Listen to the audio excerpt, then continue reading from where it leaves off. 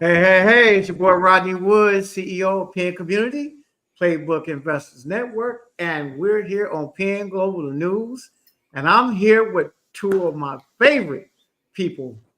My boy Mike Williams, former NBA player, holds the most consecutive free throws in NBA history. So don't y'all forget that. He couldn't beat me though, but okay. But he holds the record still, right, Mike?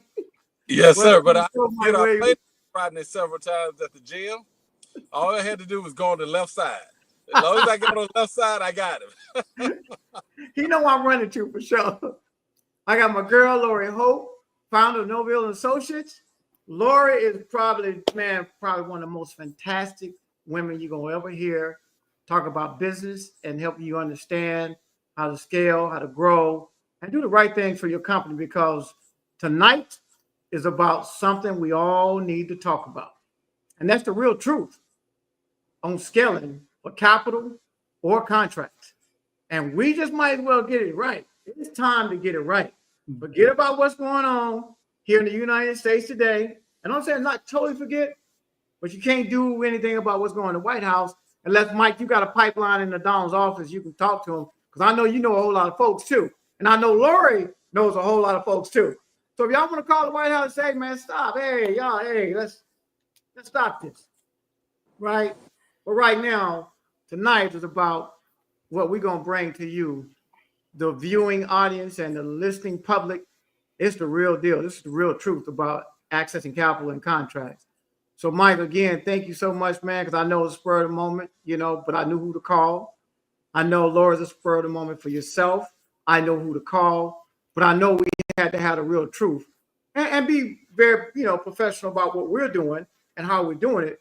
But it's just time to get it right. So again, I want to thank both of y'all from the bottom of my heart, getting on the call tonight, Penn Global News, to share your thoughts and ideas, how we really access capital, how we access contracts, and how we keep our businesses moving forward. No matter who is in the way, no matter what's going on, you still have to take care of your business. So, all right, Mike, what's happening, brother? I'm going to start with you first, Mike. Well, because of what's going on in our federal government and the presidency, I'm only going to answer questions that are asked. There you go. See, Mike know how to be politically correct. Well, because about 4 years ago, I was asked to sit on the Texas Real Estate Commission by Governor Abbott, and I got a chance. Who's on the real big mainstay in the Republican Party, but my industry is construction, so I play on both sides. Everybody would ask me, "Oh, okay, so you're an Abbott guy. You must be a Trump guy." No, I lean toward the Republican platform? Yes, because it's about entrepreneurship, about relationships, but when you start looking at what the president has already told people, I tell people that voted for him, he's telling you what he's going to do. Yeah, for And if sure. it's anybody that sat in that seat, that owned businesses, that didn't mind saying, "Hey, listen, you got to deal with me," now he's in the ultimate seat. He told you what he's going to do, and he's going to do it. And that's what's taking place. So let's not get surprised. And at the end of the day, you got to buckle your seats, and you have to get ready and prepared for what's ahead. Because in business, and I tell you, Laura, and you know this as well, Rodney, if you don't get prepared for what's coming, when you get down that alley, you might be in a brawl with 5 people where you should have brought a knife instead of a stick. Yes, So sir. that's what I got to Absolutely. say about what's going on right now. Right. Yep. Lori, my dear. Yeah, it's it's been when you called me and we were talking about this, I'm like, you picked a day. You picked a day because I have been watching the news today and I'm thinking, can we get any wilder right now? But what I love about what Michael just said is he told us he was coming. He told us. Yeah. So let's not be surprised today. But even for us who maybe were stuck in thinking, I can't be, this really is not going to happen. We're here now. And so it is time to get serious. You cannot be stuck in anger. You can't be stuck in paralysis of being frustrated, because that is just going to put us further behind. And what I will say is I don't agree. Let me just be very clear. I don't agree. Did we lose her? Did you guys lose me? No. Okay. I'm not in agreement. So let me be very clear with what I'm going to say. Right. But this cabinet, this administration is very calculated in what they're doing, and they are Yeah. not going to take their foot off the gas. So if you're waiting to catch your breath, they have planned this. And so it is time to activate, turn your frustration, turn all the things in motion, and connect with people who can help you, who keeps your energy inspired and motivated, because one bad conversation can just send you tumbling. And again, they are playing to win. In every moment that we don't take action, we are putting ourselves further behind the 8 ball. Yeah. No, Laura, you're absolutely right. And the reason that I called on you, Laura, and you, Mike, because we all been there, right? And we've been fighting for being a strong advocate for, small business for a long time, Mhm. especially Black-owned businesses, right? I've said this 1,000 times over. You got to get it right. When it comes to getting your financial back office together, you got to get it right. Get the taxes together, get your financial, your P&L, your balance sheets, all these things. It's relevant, and it's really relevant because nobody is trying to give you money just so you can grow your business and continue to take care of your family. That's not happening anymore. So we're forced to get it right, but we're also forced to work together. And we all champion the same thing. We have to come together and work together, whether it's us in the business world, no matter what industry you're in, no matter if you're an NBA player, NFL player, maybe baseball player, hockey player, entertainer. We got influence power. Why we're not at least educating everybody around us, whether it's our family and friends, whether it's the state, Mike, that we came out of or we played in, whether it's Laura, you residing in Ohio and around where you are or where you came from, we got to get it right. Like, it's no time to be like just getting mad and angry, because you get in the TV, you're going to get mad and angry, right? But if we don't have a solution, what are we doing? Right? We could talk all day long and we could get on this show and talk forever and never offer people a solution. So why do we build, www.pncommunity.org, a platform where you get educated on how to gain access to capital and contract? We built this, and Mike, you and I talked about this almost 15, 20 years ago. That's right. When you first came, go ahead, Mike. Well, I think it's two things that people got to really understand. Everything is passed down from the federal government, then it goes to each one of the states. The first thing that I did when I heard about the DEI, I asked the people that I was already doing business with. For an example, the University of Texas system, that means all of the colleges that are state colleges, receive $51 billion from the Joe Biden infrastructure bill. Right. So what I called their hub, which is underutilized business, and said, well, I asked, did DEI affect you guys? They said, no, our program is going strong. So, and then I called the people within Dallas Independent School District. I said, did DEI affect you guys? No, our school district is 97% minorities.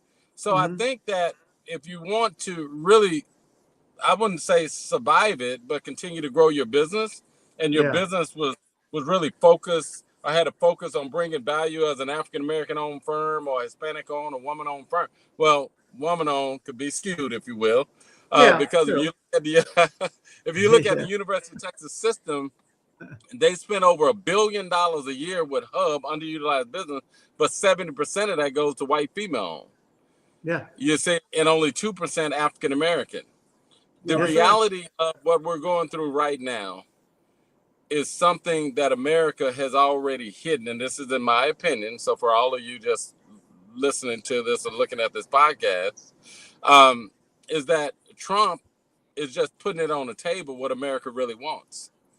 So when you think about these corporations and saying, well, we want to bring diversity in, 50% of them already jumped off the table. I mean, Walmart, Target, all of them jumped off. The only one that stayed in at this point was Costco.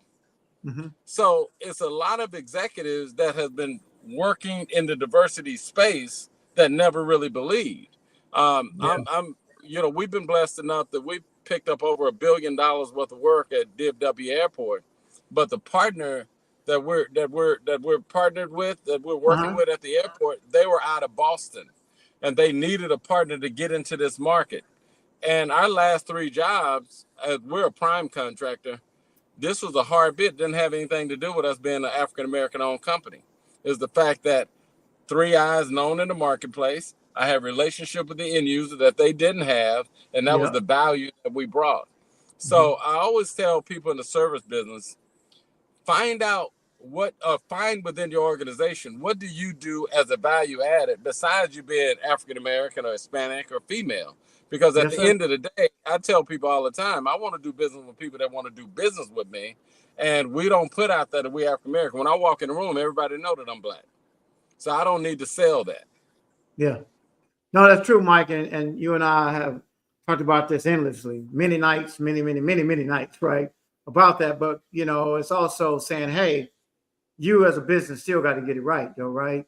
You do have to walk in with your own capital, whether you got debt capital, equity capital, and you can't access that if you don't get your back office financially straight. That's right. If you don't get the profitability in your company to be able to scale and continue to know that, hey, I might not need Target as a client.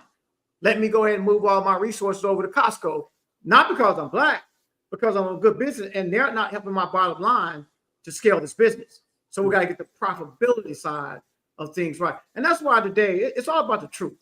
It's about the truth from people like yourself, people like Lori. We've been in the game for a long time. We've been advocating and championing, small business, minority, woman-owned government, LGBTQIA, disabled, hub zone, you name it, veteran-owned. We champion all that because that it's still a small percent of all that shit. Mm-hmm. Sorry, I did say shit, but there's just a small percent of that anyway. If Toyota is spending, $17.5 billion, which I know, and they'll spend 10% of that, that's only $1.7 billion with minority-owned companies. Who's the minority-owned companies? Right. Yeah. I think too, as we have these conversations, what I continue to learn and understand is we have to be comfortable being vulnerable and being transparent. I can't help the mask. I can't help a facade. Yep. And so when we talk about the financials is the rearview mirror. With our businesses, we need to be looking out of the front window and thinking about the vision, the mission, who we serve. What is our strategy to achieve the vision? It can't be all dollars are good dollars. Mm-hmm. It can't be all business propositions are good propositions. What is meant for you will be for you. But if you're not clear about what you're trying to do, everything else becomes very difficult. And you're just trying to piecemeal the dollars together. So having someone that you can trust, finding somebody that you can trust. And I'm sure through Penn, there are resources that you can find. I'm not even saying me. I'm saying find someone who can sit with you to walk through your business strategy and what you're trying to achieve, what your 3, 5, 7, 10-year goal. And be honest, if you want to sell your business at the end of whatever, or if you want to grow wealth, have a conversation with someone and work with someone who can help you lay a map so that everybody within your business, within the 4 walls of your organization, are all marching towards the same end goal. If you don't have that documented and framed up in a piece of paper that people can kind of go back to, use it as a resource, every deal will look good. Everything you do, every buy will seem like you'll make, like, I can get 100 widgets really cheap when I really need the really good ones, but I have to scale how I get there. You got to think about all that, because everything you do, once that service leaves you, your brain, or your manufacturer or distribution facility, it stands for your brand. It is who you are. And again, if everybody that's touching a piece of your business, speaking on behalf of your business, is not aligned to that true north kind of direction, there is risk. There is risk in every portion of your framework. And so that is what at Novell and Associates, not only, and I think a lot of people, what I've learned while I've been in this business, strategy just seems like lofty. Yeah. But there would be no McKinsey's, there would be no Bains, there would be no big consulting firms who do this ad nauseum and collect the data and get better over time. So don't make a short. Is she breaking up? Yeah, she's breaking up again. A short term. Can you hear me? I can hear Mike. A short term foolish decision on, I don't need to spend money on the strategy, when really that can help exponentially grow your business. So. No, Laura, you're absolutely right. The thing that we say a lot of times, and Laura, you and I speak about it quite a bit, is that we can't be afraid, for one, right? If you got a business, you do have a business. I know you have to believe if you don't believe in your own business, who's going to believe you anyway, right? Right, Mike? Who's going to believe you if you don't believe in your own business? So the That's thing right. about it, it's like, you could be a startup company and be in the game for 8 years and still a startup company, but let's face it. I always say this. There's two things that companies need. They need access to capital. They need access to contracts. With capital, you're going to be able to do two things really important. Hire the right people, whether it's Nobel and Associates, whether it's Penn Community, whether it's Mike Williams, or buy your equipment. The equipment that you need to build whatever you manufacture, the whole nine. You're not going to be able to take money and go buy other things. You have a lot of debt that's not the investor's debt. Not going to be able to do that. You're going to be able to monetize and make money and go back and pay your debtors off, yes. But you're not going to be able to take this money and do what you want to do with it, because now you got to put milestones and you got to put things in place so that you do mitigate the risk. Because the investing public don't want to give you money knowing that it's a big risk now, and they're not going to take that risk. If you don't understand risk, they're not going to take that chance on your business to give you money if you're not going to get it right. And I think the other thing to think about too, right? I've been watching what's been rolling out. I think what is becoming very clear to me, even reading between the lines, is I think there is a great interest to privatize a lot of stuff, right? And so if you don't have those foundational things right within your organization, and you have kind of your guiding framework, so how you're going to execute the dollars, what could be at risk is where there were grayer lines on how things were evaluated. Although there was stringent, kind of guidelines, it was grayer. When it goes privatized, it's less about being objective. It's going to be subjective. And so you have to make sure that you dotting all your I's, crossing all your T's, because I just think this is getting ready to be a little bit of a different game. Nobody has to play by a standard set of rules. When things go to a private market, it is easy for me to make the decision on how I want to allocate my funds and who I want to give it to under what terms. Mm-hmm. And the next person and the next person. And those three people can have very different framings for how they choose that. So you have to at least make sure that you're performing in a way that anyone who would want to loan you money, anybody. Yeah, true. Mike, Laura, I like to say this is about the truth. As we said, this is about the truth and accessing capital, accessing contracts, and that's the holy grail to anybody's business. But at the end of the day, Mike, kind of like what you said before, when you walk in a room, you are black. Mike, you're a black brother. I've been knowing you for a long time. I ain't seen you change yet. Laura, you're a black sister. I have not seen you change yet. So you're going to be black and be unapologetic about being black. That's not going to change. Right. That's not going to change. But I will say this. Get it right. No matter what you do, that's not going to change. No. You are black. I'm proud of being black. I'm from 6 siblings, all Woods, Woods. They all black. I don't know one that came out of different company, they all black. But you got to get it right. And the only thing I'm advocating and preaching about is companies have to get it right. And what I mean by that now, so let me be straight to the point, right?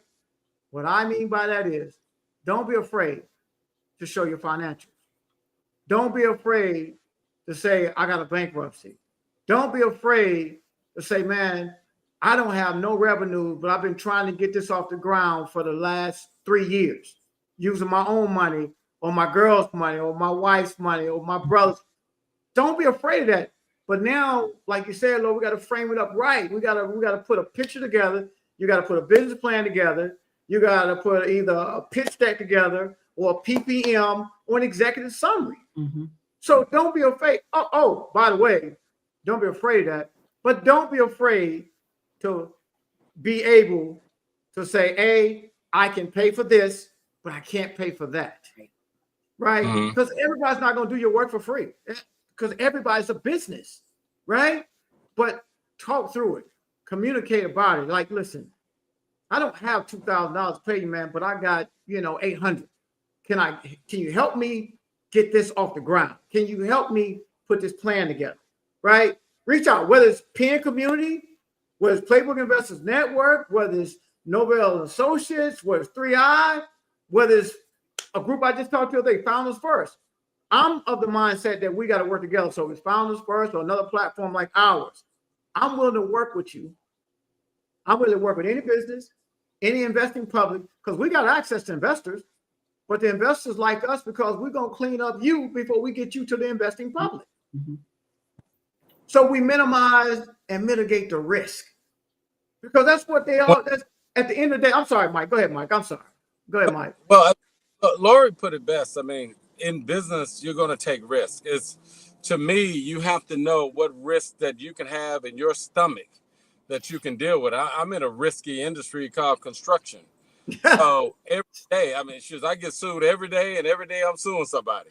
It is what it is. Now, the reality, Lord, I'm for real. I got sued today. Mike, we go way back. We go back to our Toyota days, Mike. I'm still mad. So, I've been, and Rodney knows this, I've been on teams, and soon as the guys that don't look like us on this podcast tonight, as soon as they want it, they say, oh, Mike, it was just a concept with 3i. Wait a minute. I signed a letter of intent.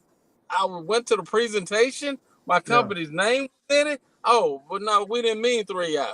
Wait a minute.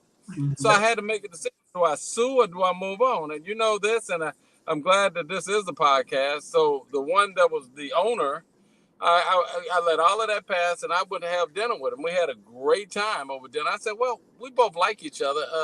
Where did I make my mistake? He said, Mike, you acted entitled. I said, entitled?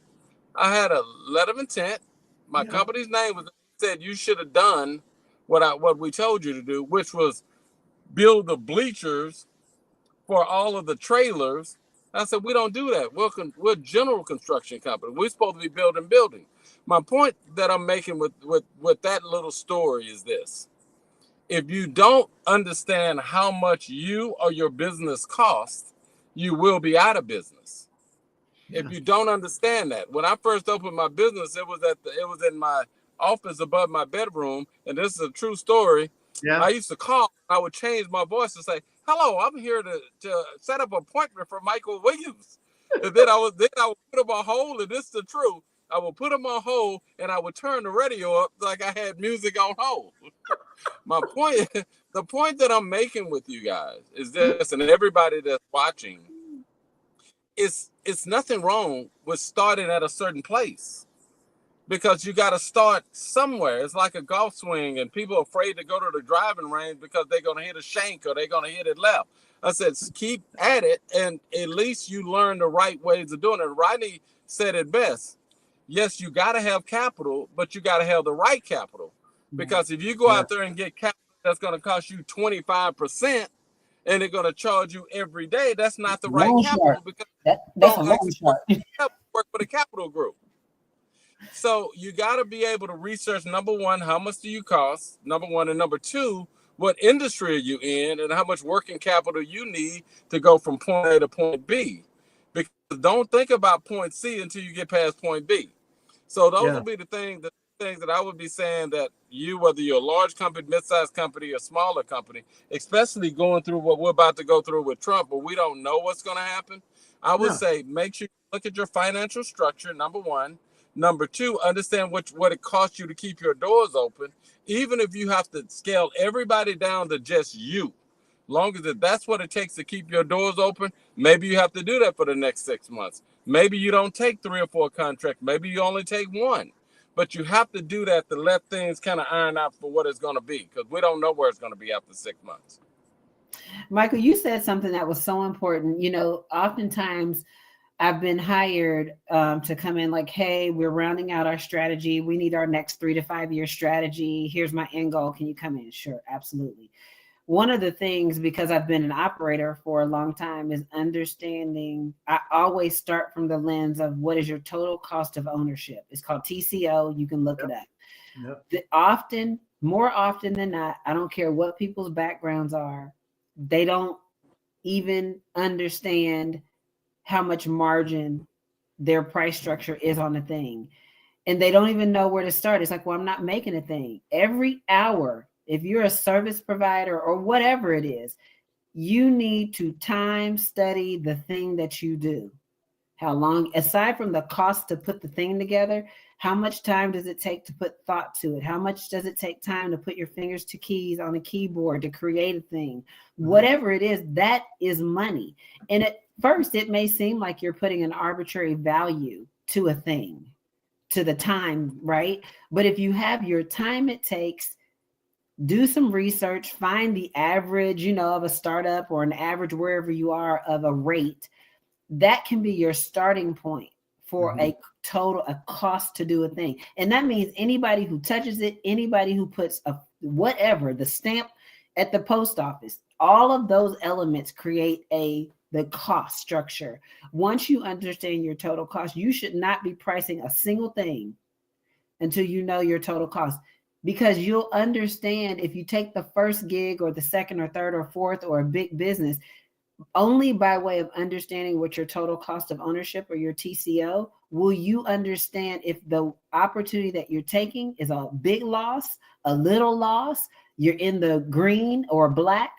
You don't know if you don't know how much it costs you to do a thing. So that is one place I would definitely start, aside from having your financials. Because you can have your financials without understanding what your total cost of ownership is, but understand how much it costs you to do a thing, so that when you have to price a thing, you are at least understanding the margin, what your space is to make money. Because I think people work long and hard and they do a whole bunch of work. And then when it's at the end of the day and you have to pay out whoever, whatever, you realize like you don't have any money left because you haven't equated how much time it takes you to do a thing. You're right. Yeah. Maybe your company can only afford a $2,000 a month office space and not a $4,000 a month office space. Yeah, true. Another thing is, man, and I mean, I'm loving where we are, because all we want to do is help. For those who want to listen, those who are looking, we really are about just trying to help companies scale and grow, because that is the fuel to the economy. That's our social impact. We're able to go purchase things we want if we got money, right? Mm-hmm. We don't got the money. And I've said this many times before, and I know, Mike, when we always talk and, talk about all the things we were trying to do, where we want to go in life, it's a funny thing when you say, hey, and I'm going to say this to you and Lori. If you're a small business, you're an entrepreneur business, and you know that this is what you want to do, this is how you want to scale, this is how you feed your family. If anything happens to you as a business starting out, and I said this, if you don't have 2 years of financials sitting aside somewhere, if you don't get a check for 2 years, can you sustain your family? Can you pay your bills? Can you pay your house note, your apartment, your cars, your lifestyle, anything? And I'll probably say out of 100% of us, probably 95 can't do it today.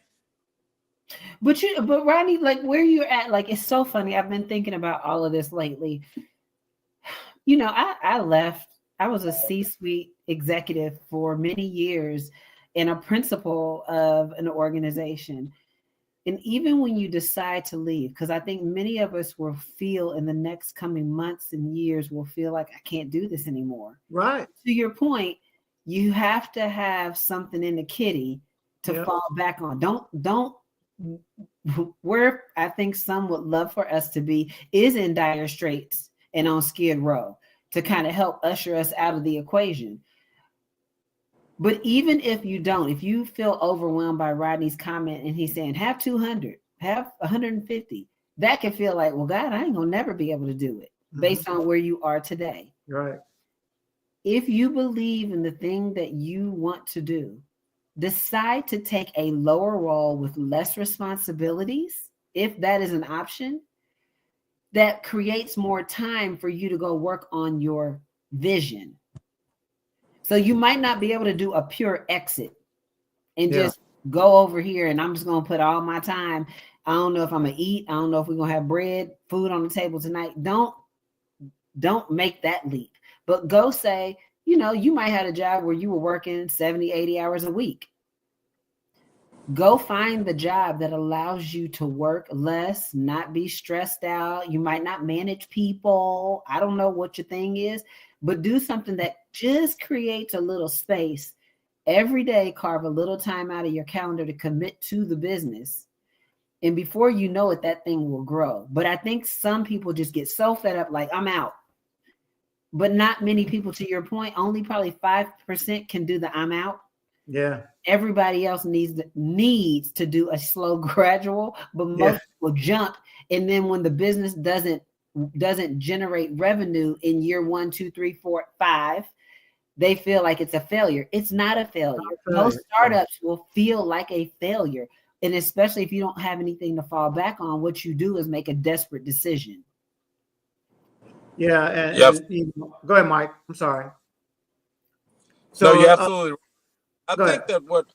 I think what most people miss, and I spoke at entrepreneurial conferences, and I ask questions all the time as I begin to speak. I ask this question: did you start your business so you don't have to have a boss? Did you start your business so you can dictate who you hire and fire? Or did you start your business to create a legacy? Because it's nothing wrong with starting a business so you can basically name your own hours. There's nothing wrong with that. Some people want to start the business because they want to grow it so they can have a legacy and they can have something they can pass it on to their kids.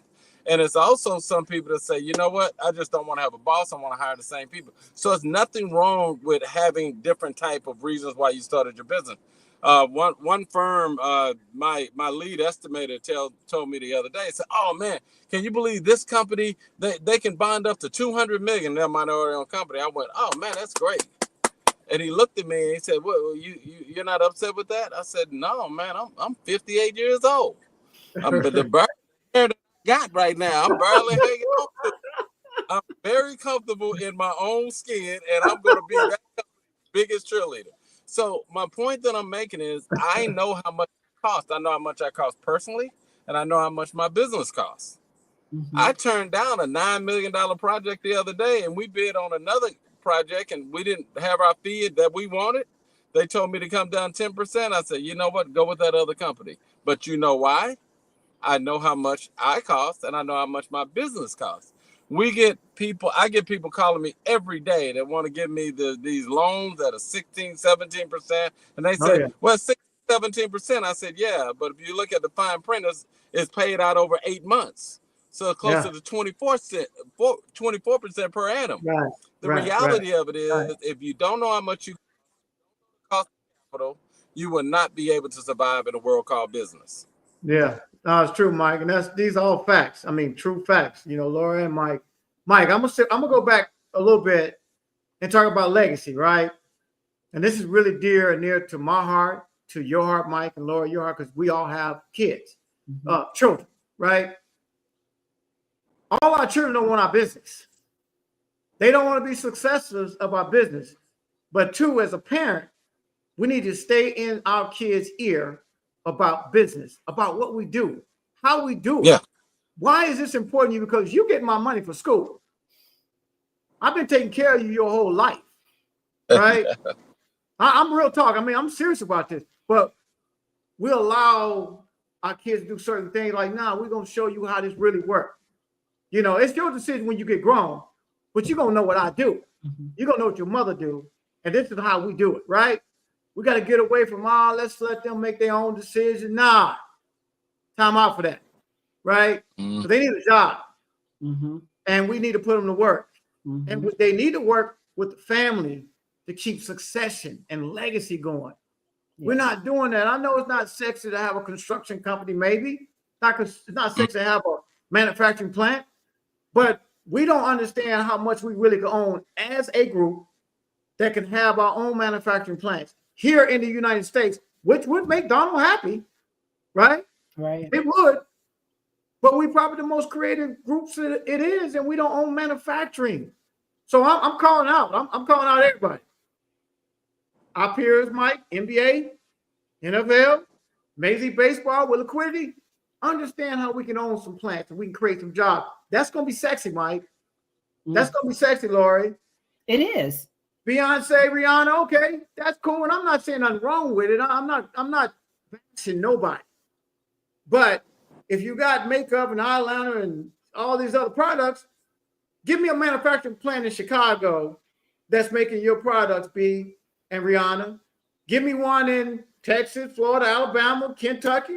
I don't care. But let's put the manufacturing back here where we can create jobs and opportunity and train. Yes. And, we got one of our guys, I think he's online named Derek Knox. He's a tech firm, but he's got a piece where we can do the workforce diversity and pay them while they're training and still pay the company some money. So now we have another social impact, So these are things that we got to do collaboratively because I know we got strong minds, strong people. We know we got advocates out there. We got, people that's championing what we do as Black folks, what we do as people, what other businesses do. We have all that. But you know what?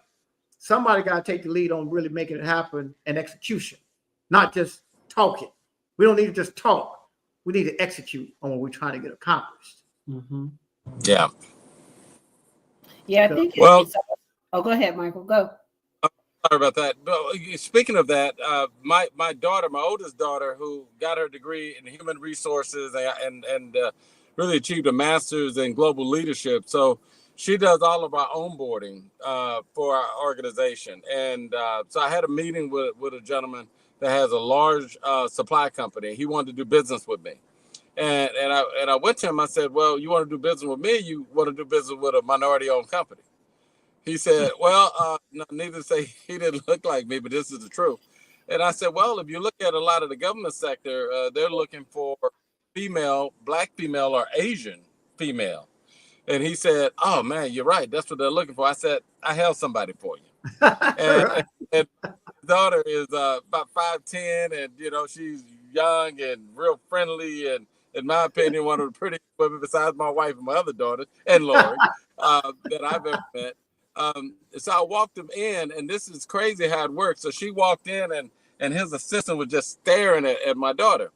So I've taught her the elevator speech, meaning to train them on what needs to be said in certain meetings and in certain introductions. So I taught her the elevator speech, and because she went to Texas Tech, she's telling about Texas Tech Red Raider and all of this. All of a sudden, he did this. Oh yeah, he's a Red Raider. So this particular guy, actually a Red Raider, they've been doing business for the last 2 years. Oh, man. And I got into another opportunity over at Fair Park, and I told her, listen, I want you to do the deal. She's like, I don't know how. I said, no, keep talking to me, but I want you to do the deal because it was with another company that wanted to work with me. Now, she did it under my 3i brand, but now she's learning how to do a deal where she's dealing with a supplier, with a subcontractor, with a large firm, so she can learn how to do deals, because that's how business is. I mean, from any leadership, especially this is my opinion again, that's that word, that phrase I like to use. Put the disclaimers out there, Michael. It's okay. In my opinion, any small business owner has to know how to sit down at the table with somebody that looks like us, but 9 times out of 10, there's going to be people that don't look like us. So now, how do you bring value to whatever room that you're in order for you to be successful, to make sure you make money, so when you can pay that loan back that I know Penn is going to allow them to go get, right? You're right, Michael. Yeah.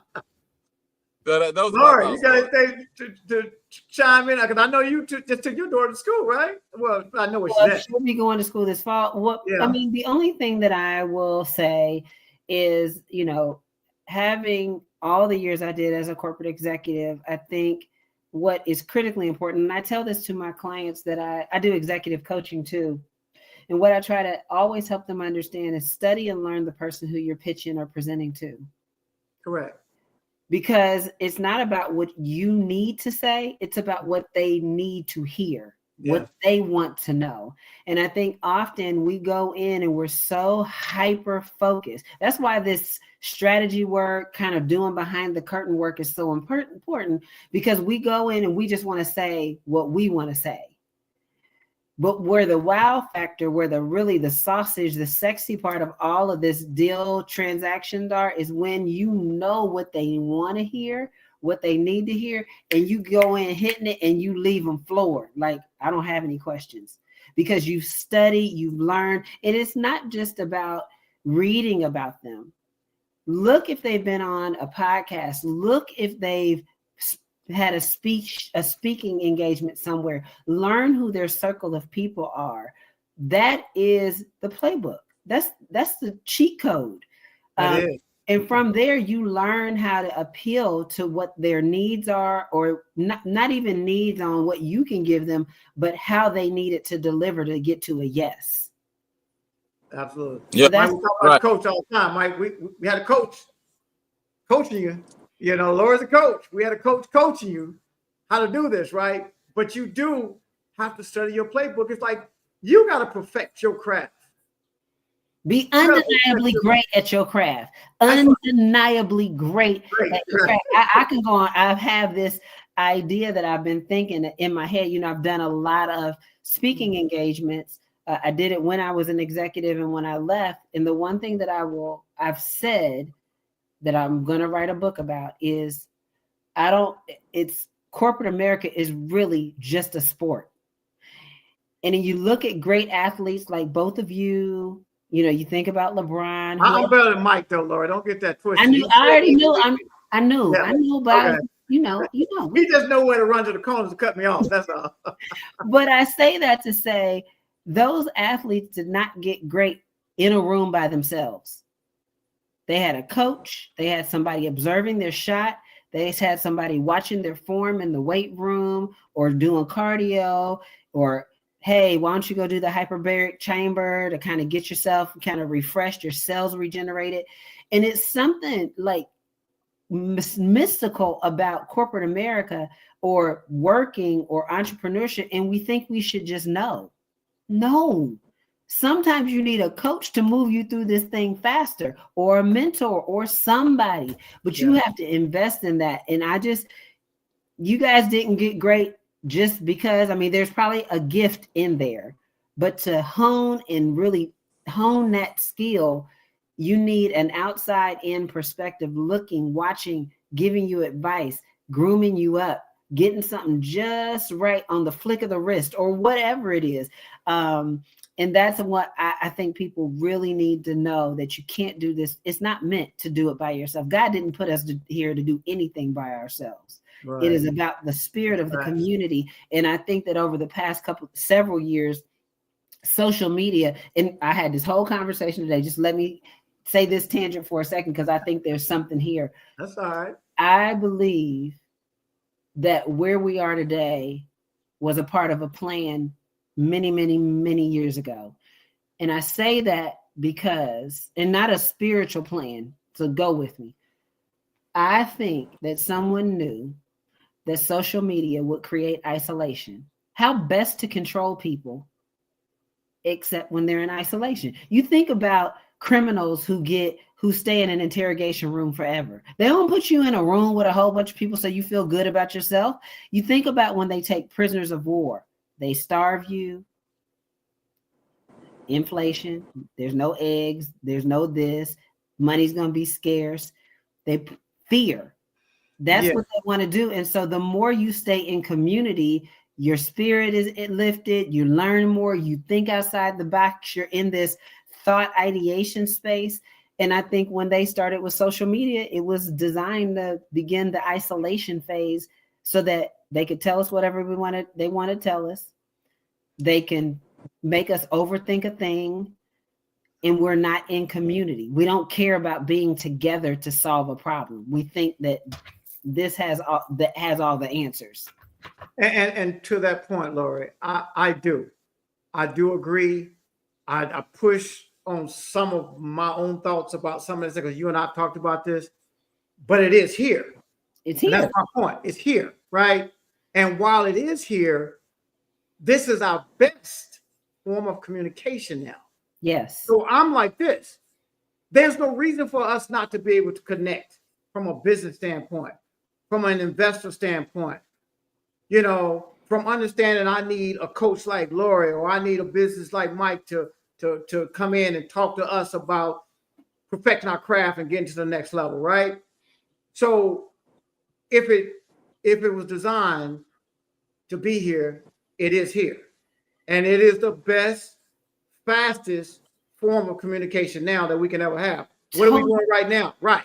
What are we doing right now to reach your audience worldwide? Totally agree. But I think to your point, and I say that, and I love that you brought the balance to it. With everything, there is a balance. Correct. You cannot rule out hate with hate. Love balances out hate. And just like with social media, there are a lot of great things.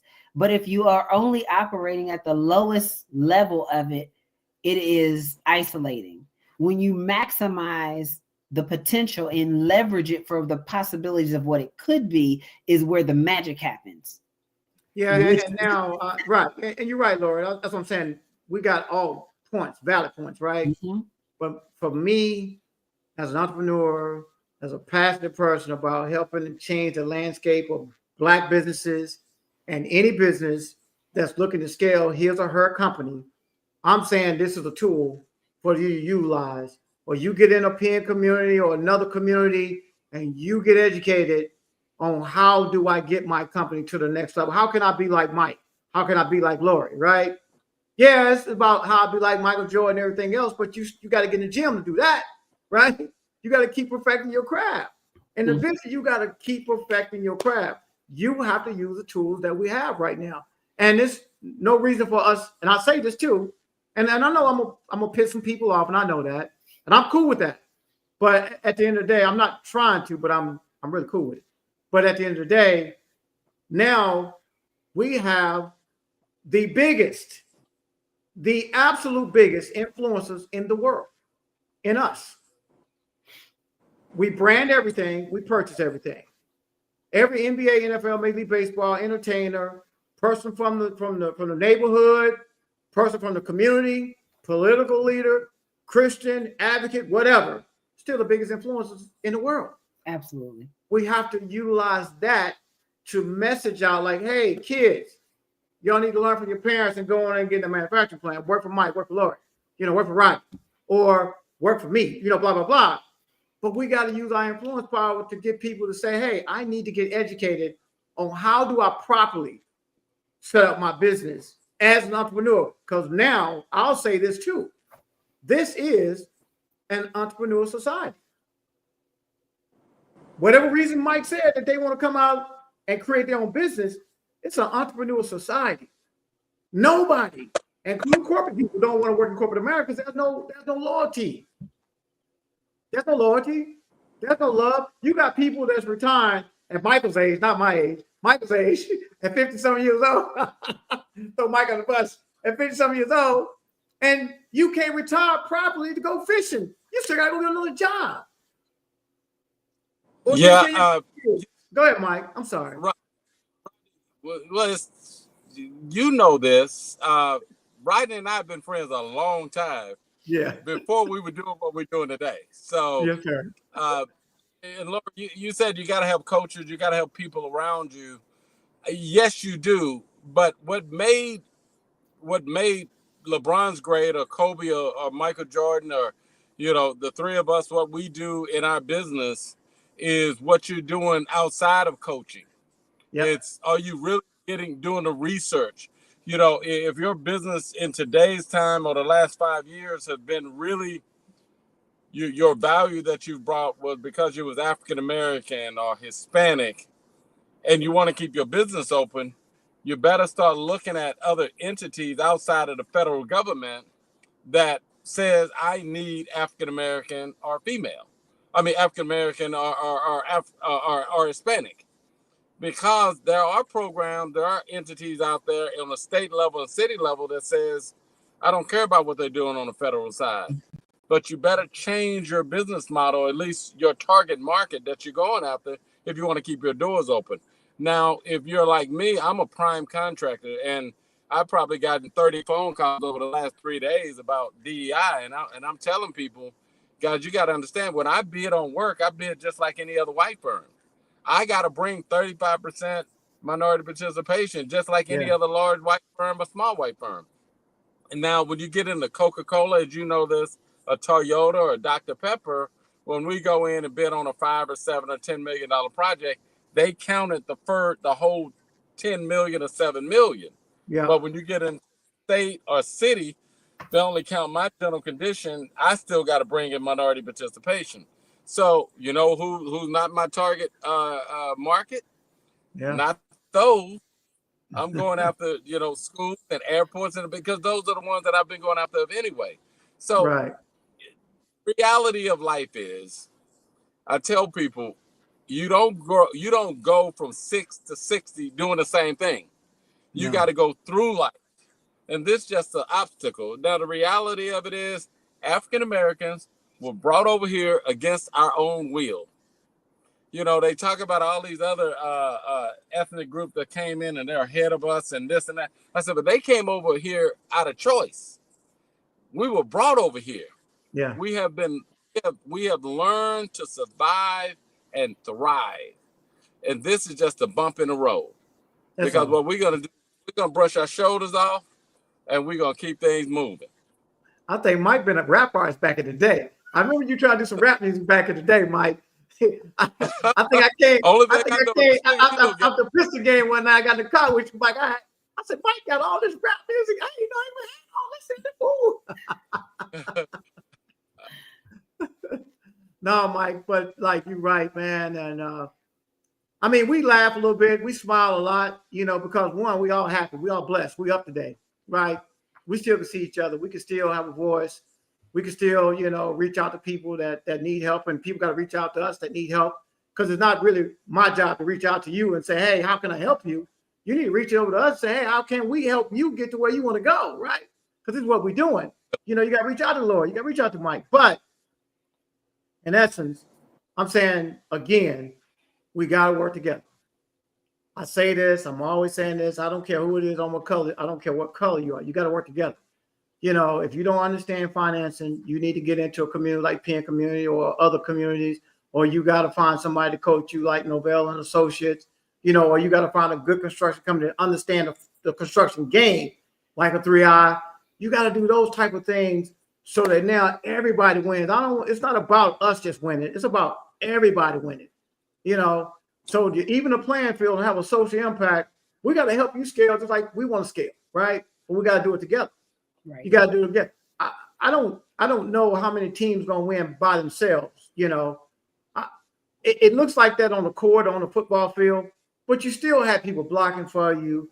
You got people, setting picks for you, the whole nine. I know if Mike gonna get the free throw line, he gonna knock it down because he still got the NBA record. The most consecutive free throws in the NBA history is Mike Williams.